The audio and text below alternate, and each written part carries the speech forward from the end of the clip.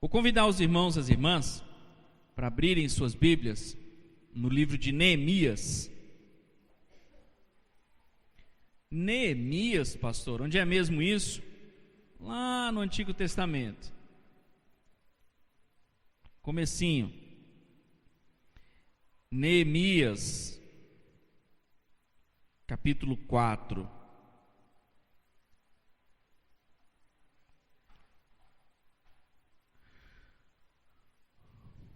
Outro dia eu estava no trabalho e tinham dois colegas meus conversando sobre alguns livros que eles gostam de ler, e eu fiquei impressionado, verdadeiramente impressionado com o tamanho dos livros, né? Hoje em dia tem uns romances contemporâneos, né? Umas ficções contemporâneas que são assim, bem mais grossos do que a minha Bíblia, viu? Uma coisa impressionante, né? E eles estavam ansiosos porque já tinha terminado o 1 e tinha o 2 e o 3, e eles estavam trocando os livros, e eu olhando e pensando assim, gente, que bom, né, que haja livros, que bom que tenha literatura, mas será que as ovelhas lá na igreja estão lendo com essa mesma avidez a palavra de Deus? Tomara, né? Amém, né? Que bom. O livro de Neemias é uma história sensacional. O livro de Neemias é uma história assim maravilhosa. O livro de Neemias é um daqueles livros da palavra de Deus que você não dá para ler o capítulo 4. Você tem que ler o livro inteirinho, porque é uma história continuada. Ele continua, ele começa, ele fala, e ele vai mostrando as coisas que vão acontecendo. A palavra de Deus tem romance, a palavra de Deus tem aventura, a palavra de Deus é um livro maravilhoso. Que bom que a gente tivesse assim, cada vez mais uma sede de ler e de entender, né? O livro de Neemias, a minha vontade era a gente começar do capítulo 1 e até o capítulo 4 hoje, mas ia demorar um pouco, né? Então eu decidi que nós vamos ler só o 4, mas o 4 a gente vai ter que ler inteiro. Não tem como a gente ler um pedacinho do capítulo 4, e mesmo assim eu vou ter que contar a história para contextualizar para vocês, né? Neemias, antes de nós lermos, Neemias estava servindo ao rei Artaxerxes. Eu tenho que dizer essa palavra devagarzinho. Artaxerxes, né? Ele servia ao rei Artaxerxes, né? E no exílio, e ele servia com dedicação, porém no exílio. Imagine você a situação de Neemias. O povo tinha sido exilado, tinha sido levado, a cidade de Jerusalém tinha sido destruída, e eles estavam lá no exílio, e ele estava servindo aquele rei, lá no exílio. Em determinado momento, Deus tocou no seu coração, e ele começou a sentir na sua vida como desejo de missão, de ministério, voltar e reconstruir os muros da cidade, permitir que aquele povo tivesse de novo uma identidade. É tão interessante a forma como isso acontece, e essa história vai começando desde o capítulo 1, e nós vamos ler um trecho dessa história no capítulo 4, depois que Neemias solicitou ao rei que estava, ao imperador, ele mesmo solicitou ao rei. O rei olhou para ele e disse assim: por que você está tão triste? E ele explicou ao rei por que ele estava triste, que a cidade dele, a cidade dos seus pais, estava desolada, tinha sido arrasada, e pediu ao rei autorização para ir lá e ajudar na reconstrução dos muros. Olha só, que coisa impressionante. Nós vamos ver o que aconteceu e como isso serve de ilustração para as nossas vidas hoje. O tema da nossa mensagem hoje, preste bem atenção, é uma pergunta. O tema da mensagem é: quanto escombro você tem em sua vida? Como pastor? É isso mesmo. Quanto escombro você tem em sua vida? No trecho que nós vamos ler exatamente sobre isso, e nós vamos conversar. Nós vamos conversar sobre como o perdão de Deus, como as nossas vidas são influenciadas por esta resposta. Abra sua Bíblia no livro de Neemias, capítulo 4, mesmo assentados, o trecho é mais longo. Acompanhe a leitura do versículo 1 ao versículo 23. Diz assim a palavra de Deus: Tendo Sambalate ouvido que edificávamos o muro, ardeu em ira e se indignou muito e escarneceu dos judeus. Então falou na presença de seus irmãos e do exército de Samaria e disse: Que fazem estes fracos judeus? Permitir-se-lhes isso? Sacrificarão? Darão cabo da obra num só dia? Renascerão acaso dos montões de pó as pedras que foram queimadas? Estava com ele Tobias, o amonita, e disse: Ainda que edifiquem, vindo uma raposa derribará o seu muro de pedra. Ouve, ó nosso Deus, pois estamos sendo desprezados. Caia o seu opróbrio sobre a cabeça deles, e faze com que sejam despojo numa terra de cativeiro. Não lhes encubras a iniquidade, e não se risque de diante de ti o seu pecado, pois te provocaram a ira na presença dos que edificavam. Assim edificamos o muro, e todo o muro se fechou até a metade de sua altura, porque o povo tinha ânimo para trabalhar. Mas, ouvindo Sambalate e Tobias, os arábios, os amonitas e os asdoditas, que a reparação dos muros de Jerusalém ia avante, e que já se começavam a fechar-lhes as brechas, ficaram sobremodo irados. Ajuntaram-se todos de comum acordo para virem atacar Jerusalém e suscitar confusão ali. Porém, nós oramos ao nosso Deus, e como proteção pusemos guarda contra eles, de dia e de noite. Então disse Judá: Já desfaleceram as forças dos carregadores, e os escombros são muitos, de maneira que não podemos edificar o muro. Disseram, porém, os nossos inimigos: Nada saberão disto, nem verão até que entremos no meio deles e os matemos. Assim faremos cessar a obra. Quando os judeus que habitavam na vizinhança deles 10 vezes nos disseram: De todos os lugares onde moram subirão contra nós, então pus o povo por famílias nos lugares baixos e abertos, por detrás do muro, com suas espadas e suas lanças e os seus arcos. Inspecionei, dispus-me e disse aos nobres, aos magistrados e ao resto do povo: Não os temais, lembrai-vos do Senhor, grande e temível, e pelejai pelos vossos irmãos, vossos filhos, vossas filhas, vossa mulher e vossa casa. E sucedeu que, ouvindo os nossos inimigos, que já o sabíamos e que Deus tinha frustrado o desígnio deles, voltamos todos nós ao muro, cada um à sua obra.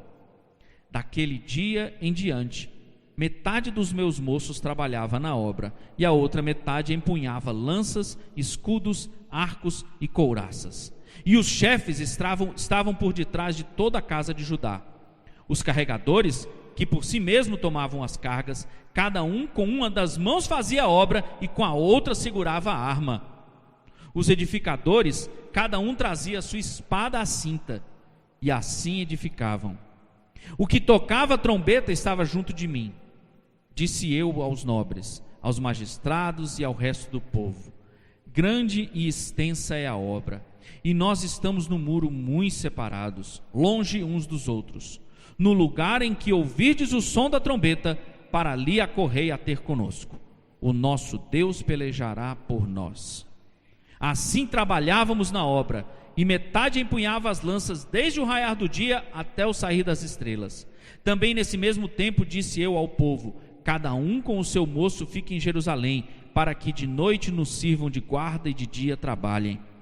Nem eu, nem meus irmãos, nem meus moços, nem os homens da guarda que me seguiam, largávamos as nossas vestes. Cada um se deitava com as armas à sua direita. Amém. Esse é só o capítulo 4, só um pedacinho da história. Queria encorajar o irmão e a irmã, nessa semana, leia o livro de Neemias, leia essa história e perceba como Deus pode abençoar a sua vida através desse exemplo e do que ele fez no meio do povo, através da vida de Neemias. Irmão e irmã, Neemias entendeu que o próprio povo de Deus havia semeado, nutrido e colhido o seu próprio destino, a sua tempestade.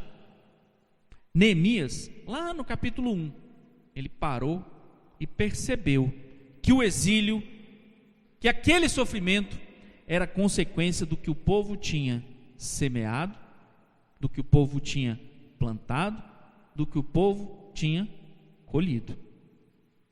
Seria fácil colocar a culpa no rei opressor, não é fácil? Colocar a culpa da nossa tristeza nas mãos daquele que nos oprime. Seria fácil colocar a culpa de todo o sofrimento no estrangeiro. Mas Neemias orou. Lá no capítulo 1 e 2 você vê ele orando, e ele diz: pequei, a minha casa pecou, o povo pecou. E ele pede perdão por si, pede perdão pelo povo, pede perdão a Deus. Essa foi a mesma atitude de Davi, quando o profeta olhou para ele, contou aquela história. Davi começou a se irar com aquela história. Davi começou realmente a ficar transtornado. E num dado momento Davi olhou e disse assim: certamente esse homem deve morrer. E aí o profeta olhou para Davi e disse assim: és tu esse homem. E aquele era o rei que tinha o poder de vida e morte. E o profeta olhou para ele e disse: é você que é esse homem. E o que Davi disse? Pequei contra ti, Senhor. Davi reconheceu o pecado. Neemias também. Neemias não colocou a culpa do sofrimento no rei que oprimia. Neemias sabia perfeitamente que tudo aquilo era consequência do que o povo tinha semeado. Recentemente eu estava lendo numa das redes sociais, até já comentei isso com os irmãos, uma frase que dizia assim: Deus é tão maravilhoso que nos dá a liberdade de semear o que nós quisermos. E Ele é tão justo, mas tão justo, que nós colheremos exatamente aquilo que nós semearmos. Realmente, nós temos liberdade de semear o que nós quisermos. E a palavra nos ensina que aquilo que o homem semear, certamente isto ele colherá. Neemias começou a reconstituição dos muros, não foi carregando pedra. Neemias começou a reconstituição dos muros confessando o seu pecado, reconhecendo que ele, o povo, tinha pecado. E o que Deus fez? O que Deus fez? Perdoou. Que coisa interessante. Deus perdoou. O irmão e a irmã já reparou como às vezes a gente tem dificuldade de entender o perdão de Deus? Irmão, perdoar é o que Deus quer fazer. Perdoar não é difícil para Deus. Perdoar é motivo de alegria para Deus.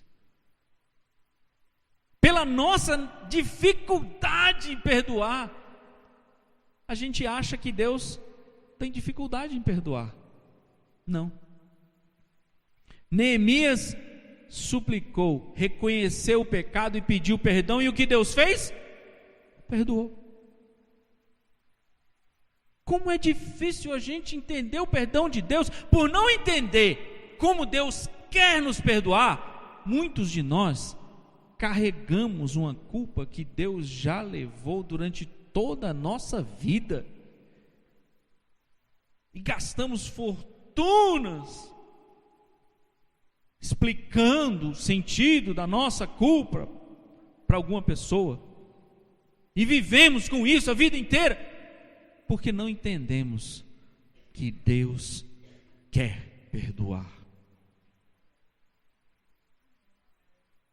Irmão e irmã, o perdão é prazer para Deus. Quando nós reconhecemos o pecado e pedimos perdão, Deus nos perdoa. Se você ainda não entendeu que Deus tem prazer em perdoar, eu vou lhe dizer uma verdade. Ele mandou o Filho dele morrer para que ele pudesse te perdoar com alegria, com liberdade. Essa era a vontade que Deus tinha de perdoar a mim e a você. Foi isso que Ele fez. Esse foi o preço que Deus pagou para que Ele pudesse nos perdoar com a liberdade, com a alegria que Ele o faz. E a gente fica sem entender o perdão de Deus para nós, e muitas vezes sem entender o perdão de Deus para o nosso próximo. Como às vezes é difícil a gente aceitar que Deus perdoa aquela pessoa, que Deus perdoa aquele homem, aquela mulher. Mas como? Como é difícil? Não, fala sério. Como é difícil entender a salvação do malfeitor da cruz. Mas o cara não fez nada. Claro que fez. Ele fez tudo o que precisava ser feito. Ele reconheceu que Jesus é o Filho de Deus. A Bíblia ensina que todo aquele que confessar que Jesus é Filho de Deus será salvo. E a gente olha para o malfeitor da cruz e diz assim: mas como? Como é que pode? Só isso? Só? Ele fez tudo o que precisava ser feito. Neemias começou a reconstrução dessa forma. Interessante demais que ele intercedeu. E quando o perdão de Deus atingiu o povo de Israel através de Neemias, absolutamente tudo começou a convergir para a vontade de Deus. Já reparou? A partir do momento que Neemias orou, intercedeu e pediu perdão a Deus por aquilo que tinha acontecido, tudo começou a conspirar a favor do povo de Israel. E a gente tem dificuldade em entender o versículo que diz que tudo coopera para o bem daqueles que amam a Deus e são chamados segundo o seu propósito. Tudo começou a convergir. Olha só, o rei olhou para ele e disse assim: por que você está tão triste assim, Neemias? Ah, rei, é porque a minha cidade, o local, a cidade dos meus pais está destruída. E o que você quer que eu te faça? O rei perguntou. E Neemias disse: me autorize a ir lá e a reconstruir os muros da cidade. E faz também uma coisa: me dá cartas para que a pessoa responsável pelas tuas florestas me dê madeira para eu reconstruir. E me dá a carta me autorizando a passagem a todos aqueles reizinhos, príncipes que estão no caminho. Perfeitamente, sim senhor. Hã? Como assim? O que aconteceu? Perdão de Deus. O perdão de Deus, quando Ele nos atinge, quando Ele atinge a nossa vida, as coisas se transformam. As coisas no mundo natural se transformam. A forma como as pessoas nos tratam se transforma. E a gente tem dificuldade de entender o perdão de Deus. Note, as coisas não se transformam para o que eu quero. As coisas se transformam para que a vontade de Deus aconteça. O problema é que às vezes a gente quer que as coisas se transformem para o que eu quero. E a promessa de Deus é que as coisas se transformem para que a vontade dele aconteça.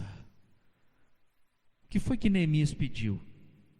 Neemias pediu a vontade de Deus. E Deus agiu. A Bíblia diz que quando Deus quer, Ele faz pender o coração do rei. O rei não só autorizou Neemias. Aí a Bíblia, interessante que a Bíblia diz assim, que o rei olhou para ele e disse assim: e quando é que você volta? E Neemias fixou o prazo para voltar. O rei não liberou Neemias para ir e ficar lá não. O rei liberou Neemias para ir, fazer a vontade de Deus e voltar para o cativeiro. E Neemias se comprometeu de voltar. Não era a vontade de Neemias que estava sendo feita, era a vontade de Deus. Tudo começou com a confissão. Tudo começou com o perdão. O perdão de Deus é a bênção que chega, que vai inundando, que vai alargando, que vai preenchendo, que vai fazendo tudo o que precisa ser feito. A partir do momento que nós somos perdoados, a gente passa a estar em comunhão com Deus, e tudo coopera para o bem daqueles que amam a Deus e são chamados segundo o seu propósito. Amém? Mas a história não termina aí. Vai passando pelo capítulo 2, capítulo 3, interessante demais, que desde o início, um grupo de homens se revoltou com isso. Um grupo de homens ficou transtornado com o fato do rei ter concedido tudo aquilo. Mas como assim?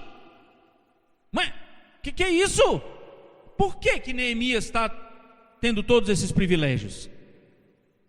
Por quê? Não, isso não é justo. Ah, como o mundo gosta de usar essa frase. Isso não é justo. Essas pessoas conheciam a Deus, e eu li com os irmãos, olha que coisa impressionante. No versículo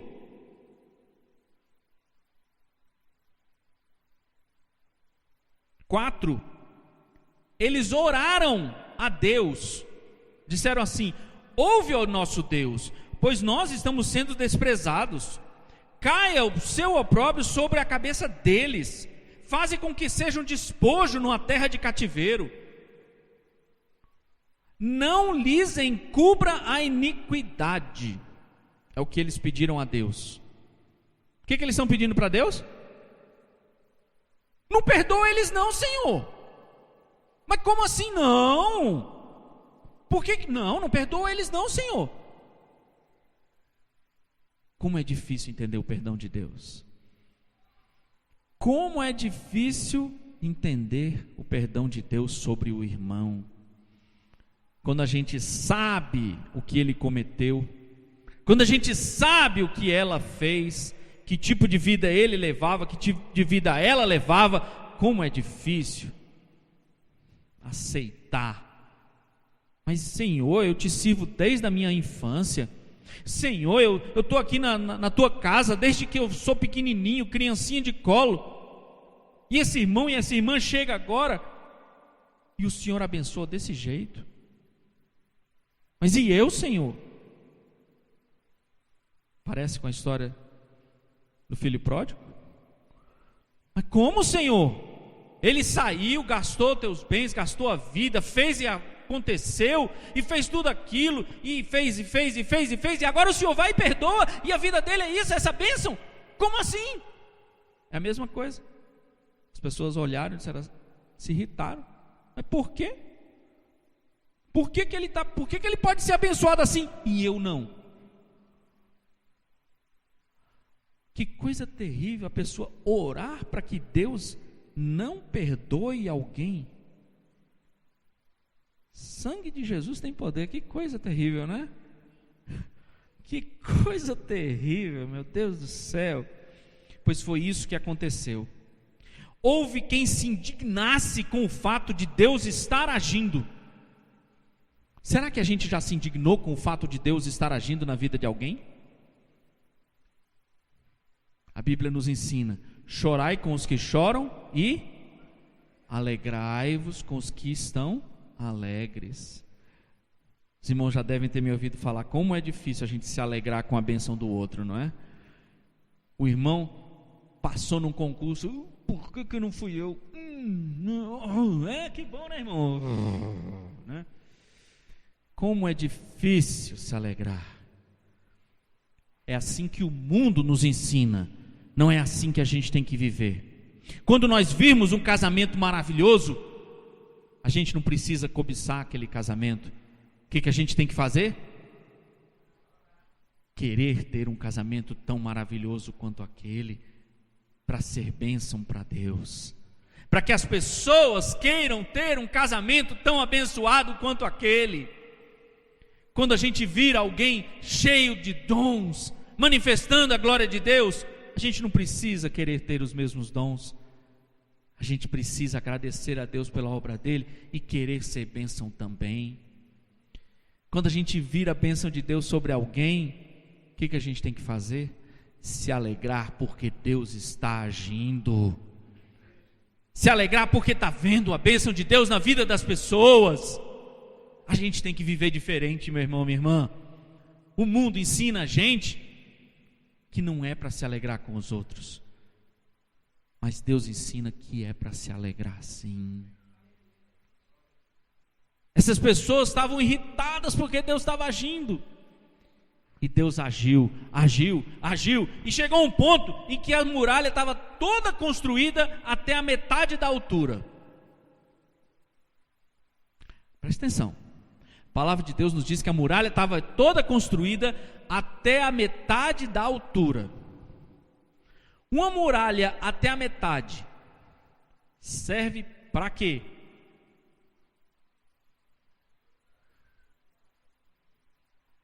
Para nada, meu irmão, minha irmã, porque a função da muralha é proteger pela altura. Uma muralha pela metade é metade do trabalho, mas está longe de ser terminado.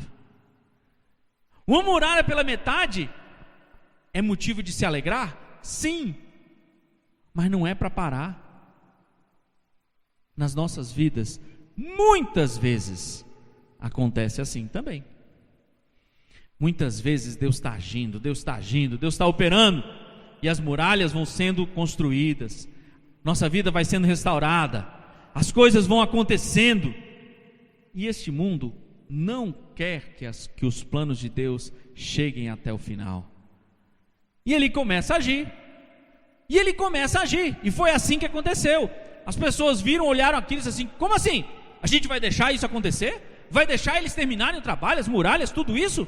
Não, não vamos não. Vamos atacar. Quando eles menos esperarem, a gente ataca, eles não vão saber nem o que aconteceu. É isso que está dito aqui, com outras palavras, mas é exatamente isso que está dito. Tem um trecho que ele diz assim: nada saberão, nem verão, até que entremos no meio deles e os matemos. Ou seja, eles não vão nem ver o que aconteceu, o que passou por cima deles. Era o plano dos inimigos. Deus não brinca em serviço. Deus age. Deus está agindo na minha vida e na sua, porque Ele é o nosso Deus. É Ele que nos protege, e Ele age. E o plano foi desbaratado. 10 vezes o plano foi contado. Ou seja, servia mais para nada. Mas aí o que acontece? Muitas vezes Deus nos orienta, nos traz orientação sobre o que está sendo planejado, o que está sendo arquitetado contra nós. E aí? O que você faz quando Deus te avisa? Age. Planeja, bolas, estratégias. O que o povo fez? O que eles fizeram? Ah, é assim? Tá bom, tá legal. Não vamos parar a construção não, mas a gente vai agora dividir. Metade do povo vai construir, metade do povo vai proteger, defender, vai estar pronto para guerrear. E não é só isso não, quem estiver construindo, constrói com a mão, com a outra segura uma arma. Pense num povo que estava disposto, estava ligado, de dia e de noite. O que aconteceu com os inimigos? Nem ousaram chegar perto. Eles tiveram que lutar? Não. Mas se tivesse que lutar, eles teriam vencido do mesmo jeito. Mas inimigo é assim. Quando ele vê que a gente se preparou, ele pensa duas vezes. Ele pensa duas vezes. Mas algo aconteceu, e eu queria chamar a sua atenção para o versículo 10. Diz assim o versículo 10: Então disse Judá. Judá era o nome deste povo, né? O povo lá do sul. Já desfaleceram as forças dos carregadores, e os escombros são muitos, de maneira que não podemos edificar o muro. Olha só que coisa impressionante. Eles já estavam com metade do muro construído, já estavam protegidos, mas se abateu o desânimo. Que coisa impressionante, mas é uma coisa atrás da outra, né, pastor? É. Primeiro eles precisaram confessar, entender o erro, a consequência. Depois eles precisaram ter força de vontade de começar, de fazer. Tiveram, fizeram. Interessante que o capítulo 3 é um capítulo curiosíssimo. Depois o irmão e a irmã leia na sua Bíblia. No capítulo 3 ele fala qual família construiu qual pedaço do muro. Olha que coisa interessante, né? Ele gasta um capítulo inteirinho para dizer: esta família construiu daqui até aqui, depois foi a família tal, depois foi o grupo de trabalhadores tal, e vai dizendo, para mostrar que aquilo tinha sido feito em unidade, para mostrar que aquilo tinha sido feito em comunhão. Não é assim que Deus quer que a gente viva? Em unidade? Cada família. Pois bem, tinham construído, e aí, por conta da ameaça dos inimigos, apesar de estarem protegidos, eles desanimaram. O que eles declararam? Que as forças dos carregadores já estavam desfalecendo, e os escombros são muitos, de maneira que não podemos edificar o muro. O que é um escombro? Palavra esquisita, né? Escombro. Tem outra palavra para escombro hoje em dia? Entulho. Interessante, né? Nossa irmã Fátima tem um negócio que é extremamente pertinente à mensagem de hoje. Ela e o marido dela, uma das linhas de trabalho deles é fornecer um meio para que as pessoas retirem o entulho das suas obras. As pessoas não estavam conseguindo mais avançar porque tinha entulho demais ao redor do muro, nas suas casas. Estava de um jeito que eles não conseguiam mais trabalhar de tanto entulho que tinha. E o que é entulho? Interessante a gente pensar. O que era o entulho que eles tinham aí? Era o fruto da destruição. Quando a cidade foi destruída, quando as muralhas foram derrubadas, aqui ele diz que as pedras foram queimadas de um jeito que elas viraram pó. Imagine a quantidade de fogo que era necessária para uma pedra virar pó. Queimar a pedra, meu irmão, não é fácil não, viu? Queimar a madeira, mas queimar a pedra, para a pedra pegar fogo, não é qualquer fogo não. Não é qualquer fogo não, não é não, meu irmão? Pois bem, as pedras viraram pó. Esse era o nível de destruição. Os escombros impedem muitas vezes que a gente se movimente, que a gente viva, que a gente cresça, que a gente construa. O povo precisava limpar os escombros para poder continuar a crescer. Lembra que a gente começou a falar sobre o perdão? Muitas vezes a gente entulha a nossa vida com coisas que Deus já resolveu e já perdoou. Muitas vezes a gente passa a vida inteira carregando culpas, carregando traumas, carregando tristezas, carregando marcas, carregando carimbos, carregando sinais que Deus já tirou e não consegue produzir. Muitas vezes a gente não permite que certas pessoas retirem o entulho de suas próprias vidas, porque fica lembrando elas, fica lembrando, você? Não, o que é isso? Como é que você acha que você vai reconstruir essa sua vida tendo sido um ex-presidiário? Como você vai poder reconstruir sua vida tendo sido divorciado? Como você vai reconstruir sua vida tendo sido viciado? Como você vai reconstruir sua vida tendo participado dessa seita, tendo participado disso e daquilo outro, como se o perdão de Deus não pudesse nos livrar de tudo? Como se o sangue de Jesus tivesse limitação no que ele pode atingir na nossa vida? Como se a luz de Deus tivesse algo que pudesse fazer anteparo a ela? Tantas vezes a gente olha para as pessoas e diz, aquela pessoa ali não, aquela pessoa ali não é digna. Sabe quem é que é digno? Só Ele. Não procure alguém que seja digno não, porque não tem esse. A Bíblia diz que todos pecaram e carecem da glória de Deus. Cada vez que a gente olha para alguém e diz assim, não, aquele não pode fazer isso, tem que ser o pastor. Meu irmão, minha irmã, se você soubesse cada detalhe da minha vida, você também ia achar que eu não sou digno de estar aqui falando para você. Graças a Deus, Deus já esqueceu de cada detalhe, que a Bíblia diz que quando o perdão de Deus nos atinge, Ele esquece, Ele lança no mar do esquecimento, diz a palavra de Deus. Eu não esqueci de cada detalhe da minha vida, mas Deus já esqueceu. Talvez você não tenha esquecido de cada detalhe da sua vida, mas Deus já esqueceu, meu irmão.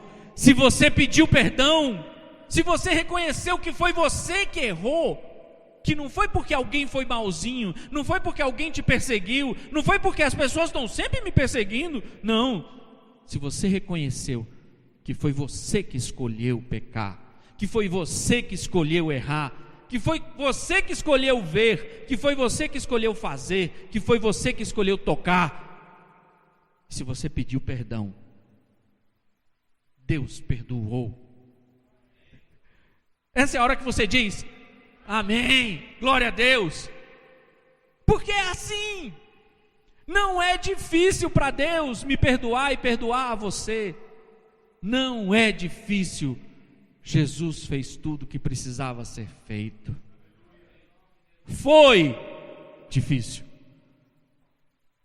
Jesus precisou morrer, entregar o seu próprio sangue, mas Ele, quando fez tudo isso, Ele declarou, está consumado. Não tem mais nada que precise ser feito. Agora eu tenho todo o poder e toda a autoridade. Agora quem quiser pode ter comunhão comigo. O mundo precisa que você diga isso para as pessoas. O mundo precisa que você anuncie isso para as pessoas. O mundo precisa que eu e você tenhamos coragem de dizer para as pessoas que elas são perdoadas se elas quiserem. Se elas pedirem, se elas verdadeiramente se dobrarem, se elas verdadeiramente pedirem perdão, Deus perdoa. E não dá trabalho para Deus. Não é difícil. Ele tem prazer em fazer isso. Aquelas pessoas precisaram tirar o entulho e recomeçar a construir. Quanto entulho você tem na sua vida, meu irmão, minha irmã? Hoje eu estou lhe oferecendo um serviço de remoção de entulho absolutamente gratuito.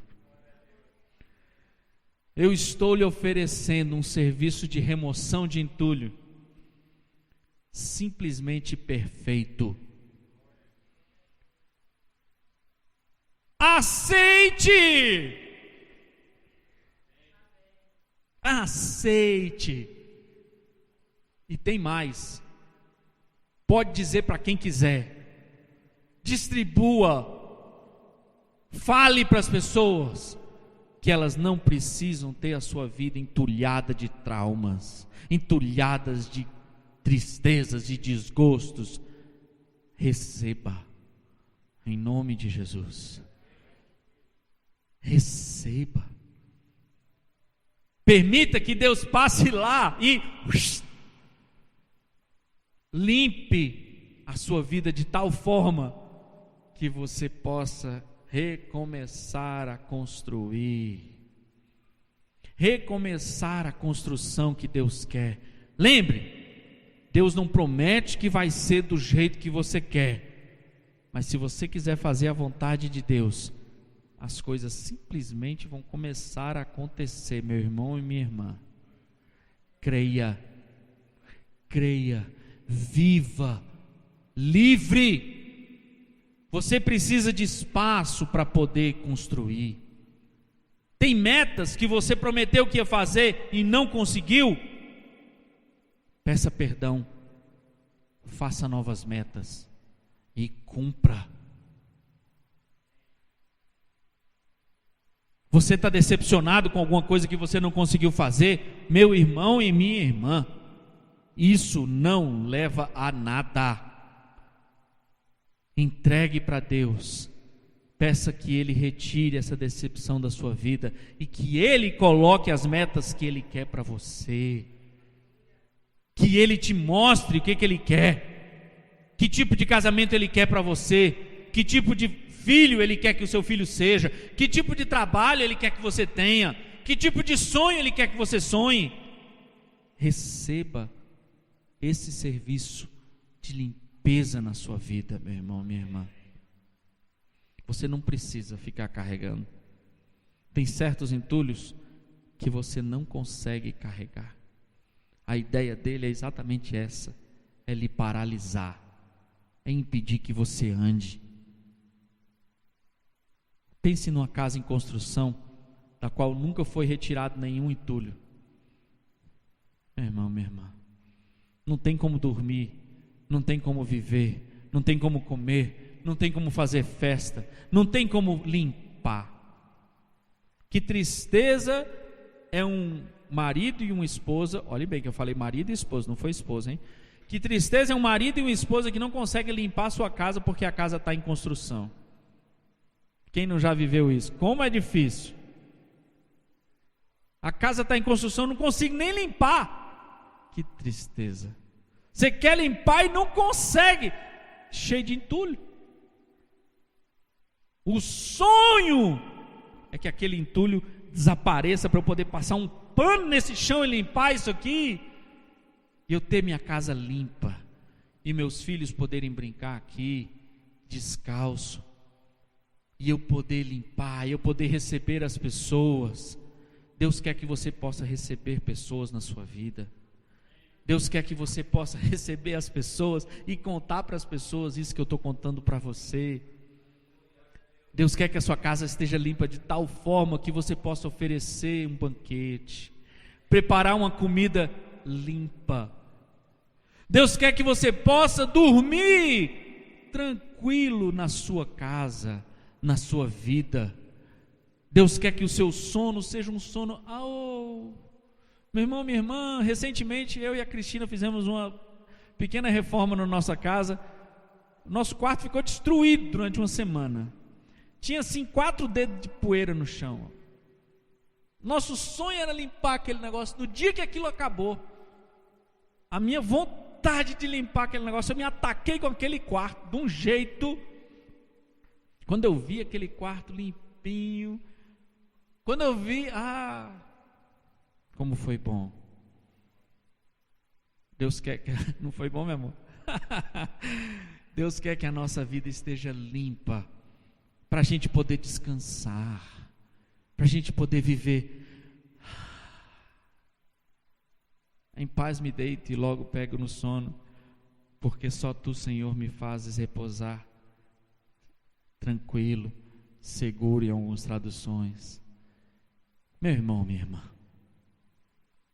quanto entulho nós temos carregado? Não faça isso. Conhecereis a verdade, e a verdade vos libertará. Seja livre, em nome de Jesus. Seja livre. Viva uma vida nova. Se você carregava entulhos na sua vida, você é livre, em nome de Jesus. Se você carregava traumas, seja livre, em nome de Jesus. Se tinha uma tristeza que impedia você de ser feliz, seja livre, em nome de Jesus. Se tinha um pecado que o acusador ficava te lembrando todo dia, confesse esse pecado. Feche seus olhos, baixe sua cabeça. Senhor Deus, Deus de amor e de misericórdia, louvado seja o Teu nome pela Tua palavra, Senhor Deus. Louvado seja o Teu nome pelo Teu amor.